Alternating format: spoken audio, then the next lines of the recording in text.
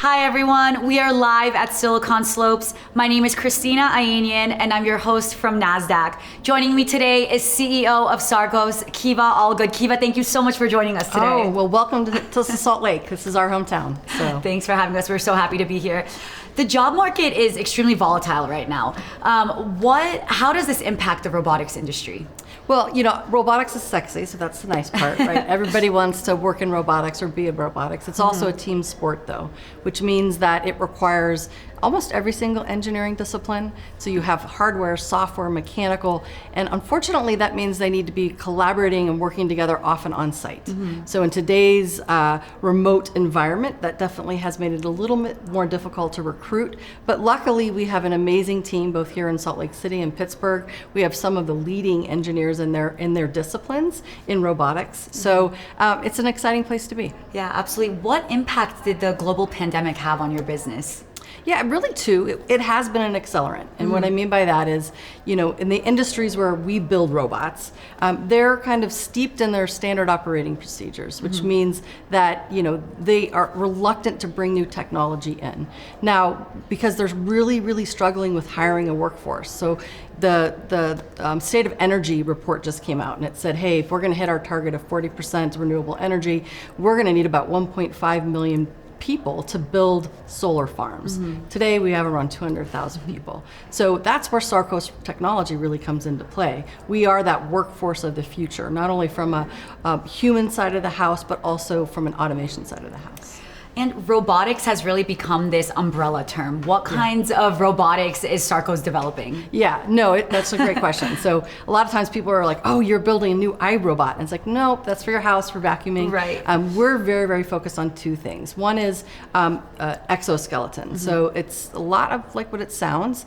A human gets inside and it increases the human's capability to lift. It increases that capacity. It also protects its arms and joints from dangerous jobs like riveting or things that are really heavy and repetitive. The other line of products we have are called mobile manipulators. Big word, but really what that means is it's a robot that can work in an unstructured environment. So a tarmac, a construction site, a wind farm, a solar farm, all of those places.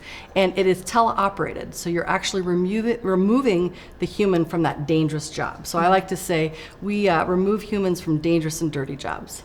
Oh, I love that.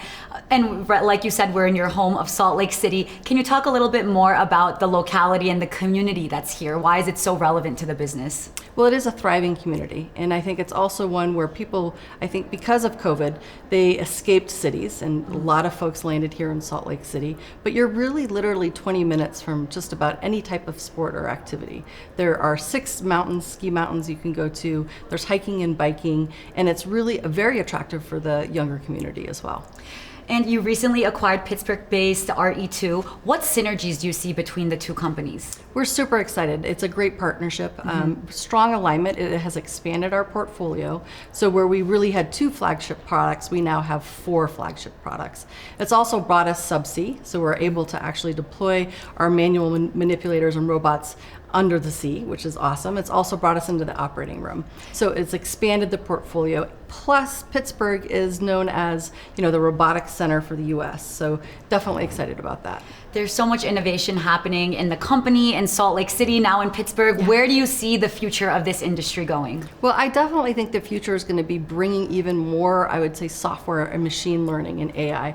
We're very focused on something called supervised autonomy. So in our world, because we're in an unstructured environment, at least you hope it changes every day. You go to a construction site, you don't want it to look the same, right? You want it to evolve, which means our robots have to be able to perform in a different task differently each time. So with supervised autonomy, the operator, the teleoperator can tell the robot what to do and then it hits repeat and the robot goes at task. That's so cool. Well, we look forward to continue to follow that evolution and the innovation behind all of this. So thank you so much for joining us. Thank you. Enjoy Salt Lake. Thank you.